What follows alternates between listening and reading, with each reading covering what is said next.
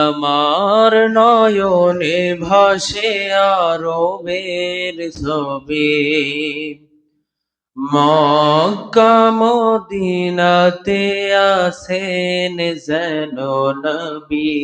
আমার নয়নে ভাসে আরবের ছবি, মক্কা মদিনাতে আছেন যেন নবী।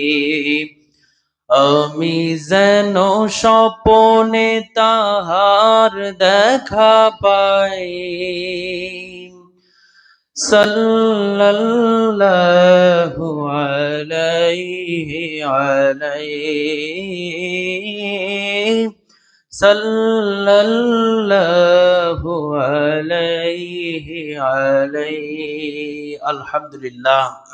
মহান আল্লাহ পাকের দরবারে আমরা আবার শুকরিয়া আদায় করছি যে মহান মালিক আমাদেরকে আজকের ইয়াউমুল জুমআর দিনে পাক ও পবিত্র হয়ে সুসজ্জিত হয়ে আল্লাহর ঘর মসজিদে জুমআর সালাত আদায় করবার জন্য আসার মতো বসার মতো তৌফিক দান করেছেন। এজন্য আমরা সকলে খুশি না বেজার? এজন্য আমরা যদি হয়ে থাকি খুশি, আওয়াজ দিয়ে বেশি সেই মহান মনিবের দরবারে একবার কালিমাতুশ শুকুর আদায় করে বলছে আলহামদুলিল্লাহ। দুরুদ সালাম পাঠ করছি আমাদের নবী, বিশ্ব নবী, দো জাহানের বাদশা নবী সাইয়্যিদুল মুরসালিন জনাবে মুহাম্মদুর রাসূলুল্লাহ সাল্লাল্লাহু আলাইহি ওয়াসাল্লামের প্রতি। আল্লাহ রাব্বুল আলামিন তার রাসূল সাল্লাল্লাহু আলাইহি ওয়াসাল্লাম তাকে যে বার্তা দিয়ে দুনিয়াতে পাঠালেন, যেই কিতাব, তার নাম হচ্ছে কোরআন শরীফ। কথা বলুন ঠিক কিনা? এই কোরআন শরীফ আল্লাহ তাআলা তার রসুলের উপরে একটি নয়, দুইটা নাই, 23টা বছর ধরে তার রসুলের উপরে নাজিল করেছেন। কথা বলুন ঠিক কিনা? এই কোরআনের দাওয়াত পাওয়ার পর আল্লাহর হাবিব সাল্লাল্লাহু আলাইহি সাল্লাম যখন তায়েফে ময়দানে কোরআনের প্রচার যখন শুরু করলেন, আল্লাহ রসুল সাল্লাল্লাহু আলাইহি সাল্লাম এই কোরআনের হক কথা বলার কারণে রক্তাক্ত হয়েছে। তায়েফে পাথর নিক্ষেপ করে তার এক একটা পাথরের আঘাতে ফিঙ্কি দিয়ে রক্তাক্ত হয়ে গেছে। কথা বলুন ঠিক কিনা? রক্তে লাল হয়ে গেছে, গোটা শরীর রক্তে জমাট বেঁধে গেছে, জুতোর সাথে রক্তগুলো লেগে গেছে। কথা বলুন ঠিক কিনা? আল্লাহ রসুল দাঁত ভেঙেছেন, কষ্টের পরে কষ্ট তিনি সহ্য করে গেছেন। কথা বলুন ঠিক কিনা? তারপরেও বিশ্বনবী সাল্লাল্লাহু আলাইহি ওয়াসাল্লাম কারোর জন্য লানতের বদদোয়া করেন নাই। কথা বলুন ঠিক কিনা? বিশ্বনবী বলছেন, আমি বিশ্বনবী লানত করার জন্য দুনিয়াতে আসি নাই। এই জমিনে যেহেতু আমার রক্ত স্পর্শ করেছে, এই জমিনে একদিন দেখতে পারবা আল্লাহর দিন কায়েম হয়ে গেছে। বলেন আলহামদুলিল্লাহ। আমরা সেই রাসূলের উম্মত হতে পেরেছি, আমরা কত বড় ভাগ্যবান হয়েছি। বিশ্বনবী সাল্লাল্লাহু আলাইহি সাল্লামের উম্মত হতে পেরে আমরা যে ভাগ্যবান হয়েছি, এর চাইতে বড় ভাগ্য মুসলমানদের আর হতে পারে? সম্মানিত হাজিরিন, আল্লাহর নবী, বিশ্ব নবী জনাবে মুহাম্মদুর রাসূলুল্লাহ সাল্লাল্লাহু আলাইহি ওয়াসাল্লাম নবী আমার যখন মক্কা নগরে এই কোরআনে কারিমের দাওয়াত শুরু করলেন, প্রচার করা শুরু করলেন, আল্লাহর নবী সাল্লাল্লাহু আলাইহি সাল্লাম যখন কোরআনে দাওয়াত দেওয়া শুরু করলেন, একদিকে নবীদের চাচা আবু লাহাব পাথরগুলো নিয়ে দাঁড়ায় গেছেন, তাব্বাল্লাকা আলিহাতা জামাতানা, এ মুহাম্মদ তুমি ধ্বংস হয়ে যাও। দেখুন, এই কোরআনের প্রচার করতে গিয়ে আল্লাহ রসুল সাল্লাল্লাহু আলাইহি সাল্লামের চাচাই তার দুশমন ছিল। কথা বলুন ঠিক কিনা? দেখবেন একটা মানুষ যদি ভালো হয়, তার বাড়ির ভিতরে তার ঘরের লোকই তাকে শত্রুতা করে। কথা বলুন ঠিক কিনা? তাব্বাল্লাকা আলিহাতা জামাতানা, এই মুহাম্মদ তুমি ধ্বংস হয়ে যাও। জোরে বলেন নাউজুবিল্লাহ। নবী আমার ডাক দিয়ে বলেন, চাচা গো, ও চাচা আবু লাহাব, আমি আমার জবান দিয়ে যতগুলো কথা বলেছি, কখনো কি মিথ্যা কথা আমার জবান থেকে শুনেছেন নাকি? ওই সময় শুধু আবু লাহাব না, গোষ্ঠীর সকল মানুষ এক জায়গায় একত্রিত হয়ে ডাক দিয়ে বলেন, মুহাম্মদ তুমি কখনো মিথ্যা কথা বলো নাই। জোরে বলি সুবহানাল্লাহ। আল্লাহ রসুল সাল্লাল্লাহু আলাইহি ওয়াসাল্লাম তিনি ছিলেন সত্যবাদী। কথা বলুন ঠিক কিনা? তিনি ছিলেন মহাচরিত্রের অধিকারী। এই যে আবুল আহাব শুধু না, আবুল আহাবের স্ত্রী উম্মে জামিল ও রসুল সাল্লাল্লাহু আলাইহি সাল্লামের দুশমন। কথা বলুন ঠিক কি না? কোরআন তেলাওয়াত করছে, রসুল সাল্লাল্লাহু আলাইহি সাল্লাম কোরআনের দাওয়াত দিচ্ছেন। আবুল আহাবের স্ত্রী উম্মে জামিল গ্রামের ভিতরে গিয়ে বলছেন, তোমরা এদিকে কি করো? ওইদিকে ওই যে আব্দুল্লাহর বেটা মোহাম্মদ পাগল হয়ে গেছে। বলেন নাউজুবিল্লাহ। মোহাম্মদ পাগল হয়ে গেছে। ওই কোন ধর্মের মধ্যে মানুষদেরকে নিয়ে যাচ্ছে, আর যে কিতাব সে তেলাওয়াত করছে, পড়তেছে, ওটাও তার বানানো পদ্য। বলেন নাউজুবিল্লাহ। আচ্ছা বলুন তো, 30 পারা কোরআন, বিসমিল্লাহর বা থেকে সূরা নাসের সিন পর্যন্ত আমাদের নবীর বানানো কোনো কথা? এই কোরআনটা, কোরআনে কারিম নাজিল করেছেন কে? এই কোরআনের হেফাজত করবেন কে? আল্লাহ রাব্বুল আলামিন বলেন, ইন্না নাহনু নাযালনা যিকরা ওয়া ইন্না লাহু লাহাফিজুন।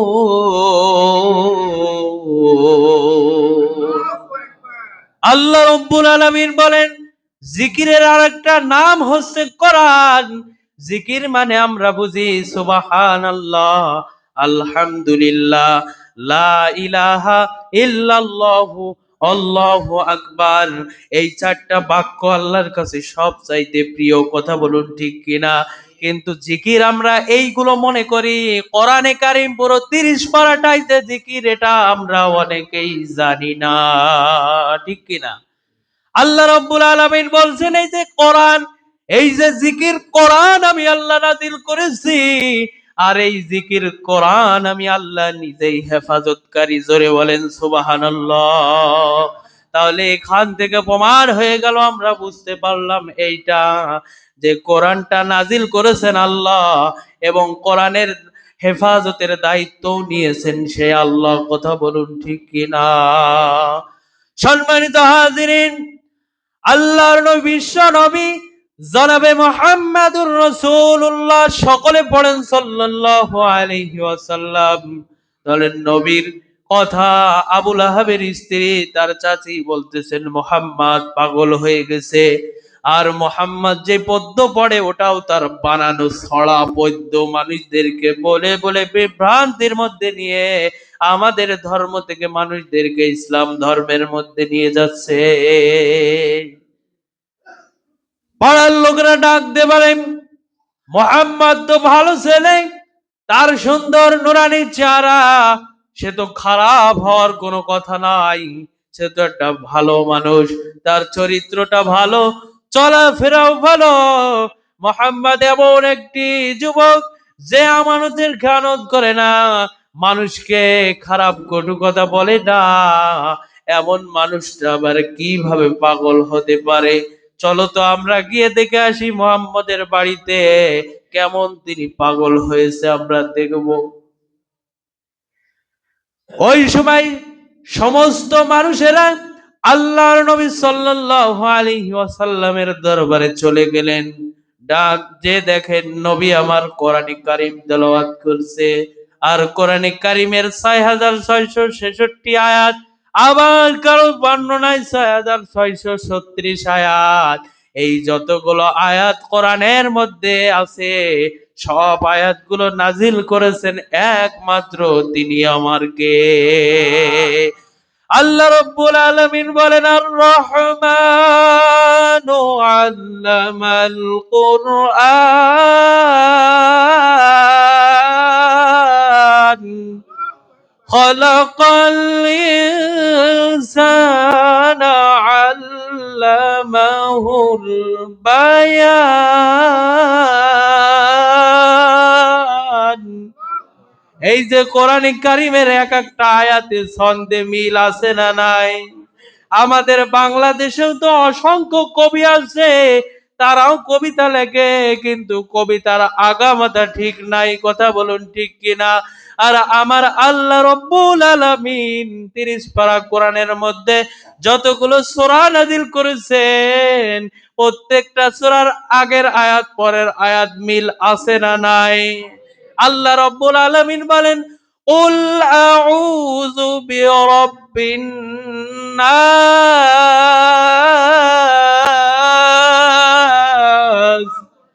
ملك الناس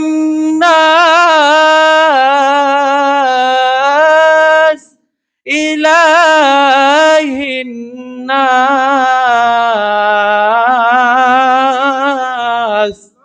من شر الوسواس الخناس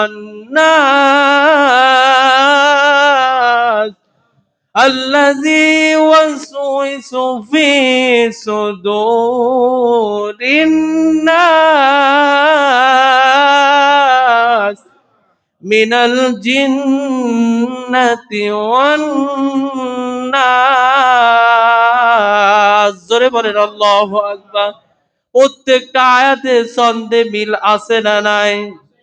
আল্লাহ রাব্বুল আলামিন আবার বলছেন ইযাস সামাউ ফাতারাত وإذا الكواكب انتثرت وإذا البحار فجرت وإذا القبور بعثرت علمت نفس ما قدمت وأخرت আল্লাহু আকবার বলুন। প্রত্যেকটা কোরআনের ছন্দে আয়াতে মিল আছে না নাই? কারণ এই কোরআনে কারীম মুহাম্মদ সাল্লাল্লাহু আলাইহি ওয়াসাল্লাম নিজে নাজিল করেন নাই, নাজিল করেছেন একমাত্র তিনি আমার কে? আল্লাহ রাব্বুল আলামিন এই কোরআনে কারীম নাজিল করেছেন। আর সমস্ত মানুষ রসুলের দরবারে গিয়ে দেখেন আল্লাহর হাবিব সাল্লাল্লাহু আলাইহি ওয়াসাল্লাম বসে বসে তার কালামে পাক থেকে তেলাওয়াত করতেছেন। আর রহমান ওয়া আল্লামাল কুরআন খলাকাল ইনসান আল্লামাহুল বায়ান। আল্লাহু আকবার। এই কোরআনে কারীমের তেলাওয়াত কাফের মুশরিকরা শোনে আর নবীর কাছে গিয়ে বলে, ডাক দিয়ে বলে, ইয়া রাসূলুল্লাহ, ইয়া হাবিবাল্লাহ, জীবনে ভুল করেছি, অন্যায় করেছি, পাপ করেছি, আর ভুল করতে চাই না। আপনি আমাদেরকে এই মুহূর্তে আপনার পড়ায়া দেন লা ইলাহা ইল্লাল্লাহু মুহাম্মাদুর রাসূলুল্লাহ সাল্লাল্লাহু আলাইহি ওয়াসাল্লাম। তাহলে কোরআন মধুর বাণী কিনা? কোরআন শুনলে মাস বি ওই বান্দার ঈমান আল্লাহ তাআলা বৃদ্ধি করে দেন। সুবহানাল্লাহ।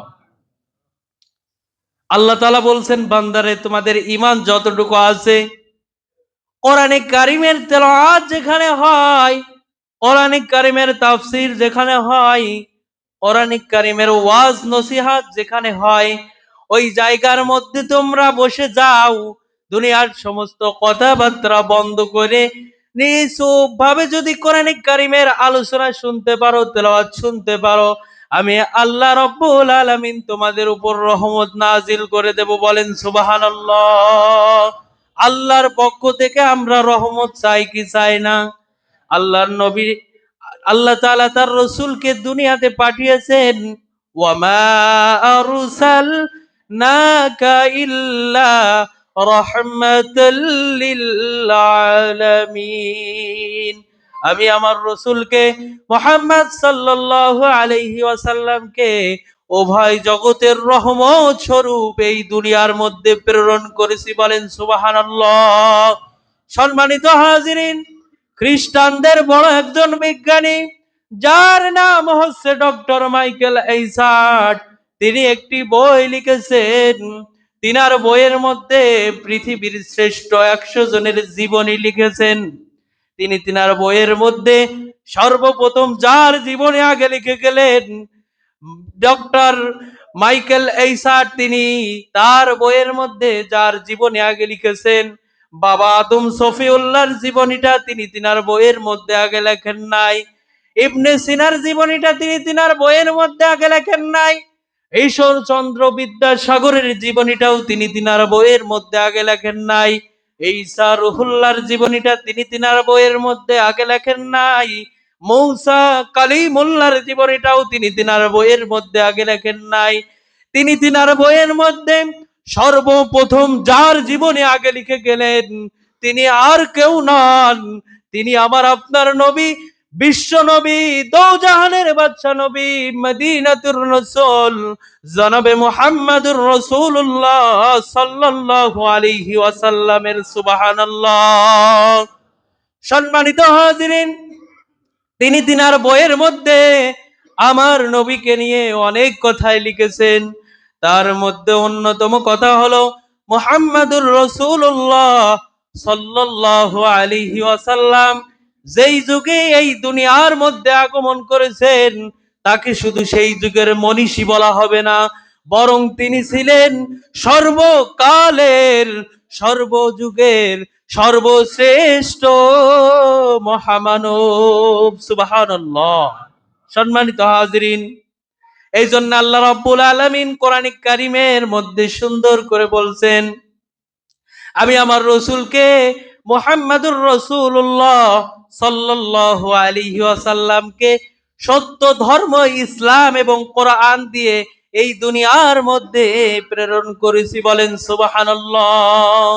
তাহলে পৃথিবীতে যত ধর্ম আছে তার মধ্যে শ্রেষ্ঠ ধর্ম, তার নাম হচ্ছে ইসলাম। কথা বলুন ঠিক কিনা? আল্লাহ রাব্বুল আলামিন বলেন, ইন্নাদ-দীনা ইনদাল্লাহিল ইসলাম, আল্লাহ তাআলার মনোনীত ধর্ম হলো ইসলাম। জোরে বলেন সুবহানাল্লাহ। আমরা ইসলাম ধর্মের মানুষ হতে পেরেছি, মুসলিম হতে পেরেছি, বিশ্ব নবীর উম্মত হতে পেরেছি। আমাদের মতো বড় ভাগ্য আর কি হতে পারে? বিশ্ব নবীর উম্মত আমরা হতে পেরেছি ঠিক, কিন্তু উম্মত আলা কাজ আমরা আজ করতে পারতেছি না। কথা বলুন ঠিক কিনা? নবী আমাদেরকে এত বেশি ভালোবাসেন, উম্মত হয়ে আমরা নবীজিকে কিছুই দিতে পারলাম না। কথা বলুন ঠিক কিনা?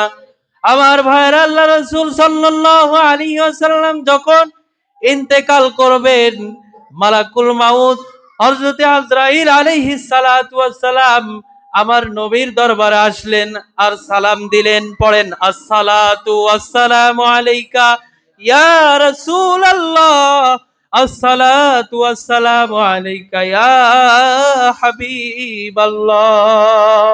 ওগো নবীজি, আল্লাহ পাক আমাকে পাঠিয়েছেন, আপনি যদি যেতে চান আমার সাথে চলুন, আর যদি না যেতে চান আল্লাহ পাক রব্বুল আলামিন আপনার হায়াতকে বৃদ্ধি করে দিবেন।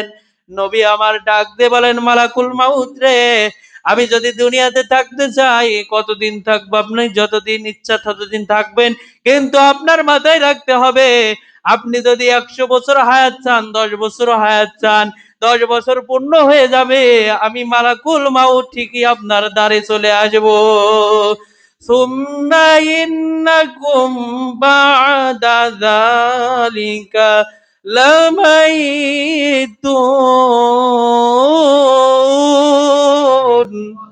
সুম্মা ইন্নাকুম ইয়াওমাল কিয়ামাতি তুবআসুন। এতঃপর তোমরা মৃত্যুবরণ করবে, কারণ মৃত্যু এটা হক। কথা বলুন ঠিক কিনা? দুনিয়াতে আপনি যা কিছু অস্বীকার করেন না কেন, মৃত্যু আপনাকে হক, এটা আপনাকে মানতেই হবে। কথা বলুন ঠিক কিনা? কারণ মৃত্যু যে আমাদেরকে বরণ করতেই হবে, এটা হচ্ছে সত্য কথা। কথা বলুন ঠিক কিনা? এতঃপর তোমরা মৃত্যুবরণ করবে, আবার ইয়াউমুল কিয়ামতের দিন আমি আল্লাহ রাব্বুল আলামিন তোমাদেরকে আবার পুনরায় জীবিত করব। ঠিক কিনা বলেন? এই জন্য আমরা কবরে যখন মানুষকে রাখি আমরা পড়ি মিনহা, পড়েন, মিনহা খলাকনাকুম ওয়া ফিহা নুঈদুকুম ওয়া মিনহা নুখরিজুকুম তারাতান উখরা।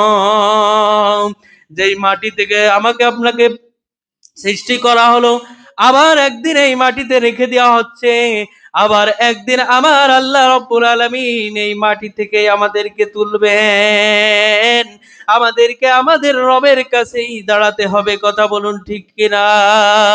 আল্লাহ রাসূল ডাক দিয়ে বলেন, মালাকুল মাউত রে, মৃত্যু তো একদিন বরণ করতেই হবে। দুনিয়ার চিরচরিত নিয়ম অনুযায়ী আমি বিশ্ব নবীকেও একদিন দুনিয়া থেকে চির চলে যেতে হবে।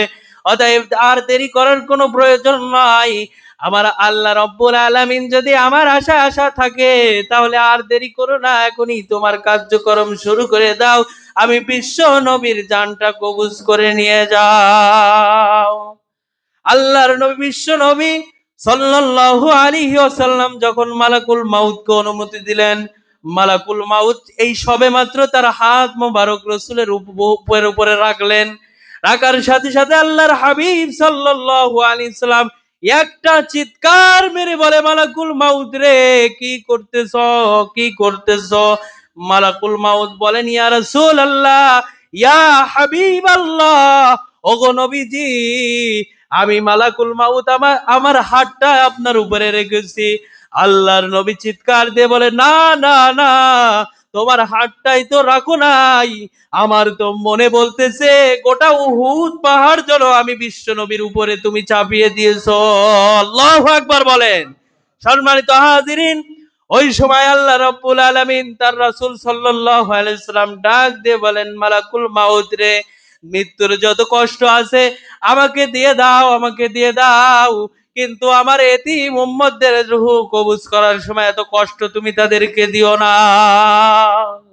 সম্মানিত হাজিরিন, আল্লাহ রব্বুল আলামিন ডাক দিয়ে বলে, ইয়া রাসূলুল্লাহ, ইয়া আমার হাবিব, আপনি টেনশন করবেন না, দুনিয়াতে যেই বান্দাগুলো আমি আল্লাহর বিধানগুলো মেনে চলবে, আপনি রসুলকে অনুসরণ করবে, অনুকরণ করবে, মহাব্বত করবে, ভালোবাসবে, ওই বান্দাগুলো যদি আমি আল্লাহর বিধান এবং আপনি রসুলের সুন্নাত তরিকায় চলতে পারে, আপনি রসুলকে অনুসরণ করে চলতে পারে, ওই বান্দার মৃত্যুর সময় মৃত্যুটা আমি আল্লাহ এমন সহজ করে দেব, ছোট্ট নাবালেক শিশু তার মায়ের স্তন পান করতে করতে বালিশে মাথা দিয়ে যেইভাবে ঘুমায়ে যায়, আমি আল্লাহ রব্বুল আলামিন ওই বান্দাদেরকে এইভাবে ঘুম পড়াইয়া দেব। জোরে বলেন সুবহানাল্লাহ।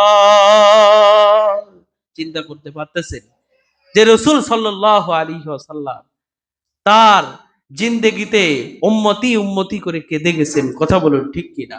এখনো কবরে আল্লাহ রসুল সাল্লাল্লাহু আলাইহি সাল্লাম তার উম্মতদের জন্য কাঁদতেছে, ঠিক কিনা বলেন? কিন্তু আমরা উম্মত হয়ে সেই রাসূলকে কতটুকু মহাব্বত করছি, কতটুকু অনুসরণ করছি? আল্লাহ রাব্বুল আলামিন বলেন, কুল ইন কুনতুম তুহিব্বুনাল্লাহ ফাত্তাবিউনি ইউহিব্বুকুমুল্লাহু ওয়া ইয়াগফির লাকুম যুনুবাকুম আল্লাহু গফুরুর রহিম। আল্লাহ রাব্বুল আলামিন ডাক দিয়ে বলেন, ইয়া আমার হাবিব, ইয়া রাসূলুল্লাহ, ইয়া হাবিবাল্লাহ, ও নবীজি, আপনি পৃথিবীর মানুষদেরকে জানায়া দেন, যারা স্পেশাল ঈমানদার তাদেরকে জানায়া দেন, কুল ইন কুনতুম তুহিব্বুনাল্লাহ, আমার বান্দারা যদি আমি আল্লাহর ভালোবাসা পেতে চাই, মহাব্বত পেতে চাই, তাহলে সে কি করবে? ফাত্তাবিউনি, সেজন্য আপনি রাসূলকে অনুসরণ করবেন, অনুসরণ করবে, অনুকরণ করবে। কিন্তু আমরা আল্লাহ রাসূল সাল্লাল্লাহু আলাইহি সাল্লামের সুন্নাত তো মানি না, কথা বলুন ঠিক কিনা?